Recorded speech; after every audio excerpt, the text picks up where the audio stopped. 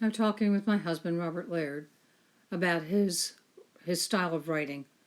In the Boomer Bible and Punk City, we see the most examples of his departure from traditional 20th century literature and what happened to it, and he took it on a whole new way. So I was asking, where does this come from? When did it start? What are his influences? So, Robert, can you tell us? I reached a turning point in my very early 20s. I was trying to write traditional literature. Fitzgerald, Hemingway, those guys. I wrote short stories. I wrote a first novel, now lost, called Night Solo. And I was trying to do what everybody else was doing, and I couldn't actually make it work. So there were like two stories, like very close together in time, that show where I made the break. There was a story I wrote called Pop, which was very autobiographical, and that is what you were supposed to do. It's like the writer is reporting on his own life. That was the Hemingway gospel, right? So I wrote a story called Pop. I will read you from that manuscript because it's just now been recovered and is going to be turned into a book, which I'm really embarrassed about, but there you go. There was no conversation in the Jeep. The dark night, their full stomachs, and the drone of the engine lulled them into somnolence. Another light snow had fallen during dinner, and the tires wore white cushions of silence down the road. Miles hoped that Cassie was also sunk in midwinter lethargy, but she was waiting for them when they came into the driveway, her eyes bright and innocent behind the glass. A good sign, he remarked to his parents. At least she's not cowering under the love seat. He unlocked the door and went in. His mother hung up her coat. Cassie and Muff surged around his legs. The library was untouched, the kitchen, the dining room. So far so good, Miles' mother said. Not good, he told her, from the doorway of the living room. He saw foam rubber all over the cushions of the love seat, and the velvet slipcover of one of them that had a strip of its seat peeled back like the skin of an orange. Oh no, she said in horror, crossing to see the damage Cassie had done. Oh no. Miles found the puppy behind the love seat, where she had fled in hot terror. He pulled her into the middle of the room and swatted her hindquarters. Bad, bad, bad dog. Mr. Gordon came in from parking the Jeep. What she'd done, he had overheard. His voice was a thundercloud. Mrs. Gordon was almost crying. It had taken her days to sew the slipcovers. She's ripped up the love seat. That stupid dog, that stupid goddamn dog. What happened next seemed to Miles like some great explosion, so swift and sudden that his mind could only perceive it as frozen white moments of violence. Mr. Gordon seized Cassie by the scruff of the neck and lifted her bodily off the floor, all 65 pounds of her, as if she weighed no more than a stuffed toy. Momentarily, he held her aloft in a curious kind of half-embrace. Her abject despair curled inside his rigid arms. Then he hurled her back onto the floor with a force that jolted a scream from her belly. She scrambled to get her legs under her, to get away. But Miles's father pounced on her again and, beating her haunches with his free hand, dragged her by the collar toward the front door. Miles backed away from the two of them, stood beside his tight-faced mother, who seemed not to notice him at all. At the door, his father held Cassie half off the floor by the neck while he slipped the bolt and opened the living room door to a blast of winter night. Then he threw Cassie out, entirely over the front porch, into the snow. Terrified but unhurt, she picked herself up and ran behind a tree, where she crouched miserably, hopelessly, in the dark.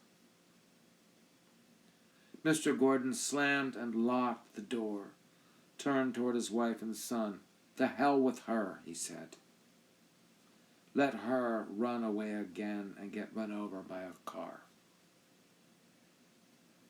You love them and worry about them, and this is the kind of crap you get in return. I've had it." He stalked upstairs. Miles heard him in the bedroom, removing the keys and change from his pockets, preparing for bed. In perhaps 5 seconds, he would close the door and remove his trousers.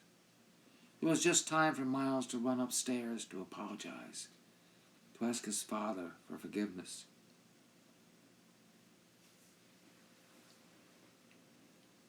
But he could not. Mrs. Gordon was peering through the cloud of porch light at Cassie, a shocked shadow in the snow. "I can't help feeling sorry for her," she said. "But she's got to learn." Sadly, she kissed Miles and went up to bed. Still standing by the door, he heard the bedroom door close behind his parents. He wanted to go out and comfort her, but he could not. For what she had done, she would have to pay.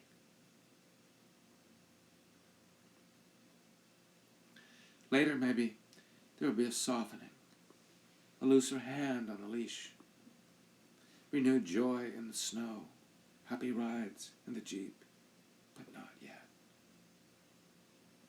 Not for a while yet.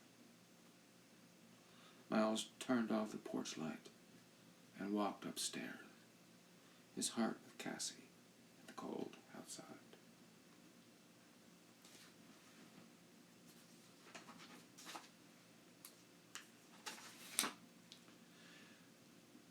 Now, the next story in the sequence is actually called The Vandal. I had the good fortune to study Anglo-Saxon poetry in college, which was a completely different use of words. And so I started experimenting, because I could not write the kind of thing I just wrote again. This is called The Vandal, and it is me striking out into new territory. The Vandal was neat. He hurled no rocks through windows, but meticulously excised panes from frames, sometimes arranged the brittle squares to spell obscenities on dining room tables. He disdained to slash trees or hack at shrubs. When he attacked a garden, it was with gardener's tools, skillfully used to uproot bushes, turn rose beds wholly under, so that no dying flower petal could signify its grave. A draftsman could have found no fault with his graffiti, which was executed by means of brushes and precise instruments of measurement that mocked the informality of spray can scrawls. There was, in fact, nothing at all disorderly about his work, except its destructive purpose. Surveying the latest outrage, methodical disassembly of Josh Winter's tennis court, fencing, net posts, line tapes, all lay neatly piled in a cubic pit dug into the center, of the clay surface. Father Aston shook his head and voiced the secret dread of almost every victim. This is not just malicious. This is malignant. Mrs. Hennessy came down her grand staircase one April morning and 10 minutes later returned to bed for the rest of her life. The house dress she had worn for months was locked away so unwashed. Her hair grew to resemble a bruise as yellow roots fought back the bluing. Mrs. Hennessy lay abed in rotting white satin, the lace of her bodice turning unforgivably dirty under the constant plucking of her jaundiced, blue-veined claws. The pluperfect tense engulfed her. Auxiliary verbs crowded in to flatten the events of her life between the pages of a photograph album. A host of sepia-tinted plates swarmed in upon her, beckoned her to join them. She had married. She had given birth. She had endured. She now, the 3 dimensions of memory had collapsed to 2. Deliver us from evil. The words rose briefly, nudged the raptors, and fell back into prayer books that snapped shut around them. Father Aston tried once more to engender spirit with his sermon. It is surgical brutality, he ranted. Persecution. Choir boys whispered back and forth of a skinny dipping, smoking naked on a red rock, while apprehension seeped slowly into Father Aston's words like vinegar into sponges. His parishioners were unsatisfied with accusation. They wanted absolution.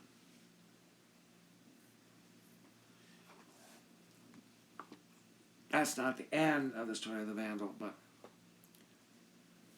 what's interesting is the next story that I wrote, which was called The Parade of Volumes. I had no idea of anything when I started writing it. I was writing about the end of everything, truly. And I came to a point where I couldn't write anymore, and then I left it. So it was like 2 years later. So, okay, now I'm no longer 22. Now I'm like 24, and now I'm smart. And I actually have the last chapter.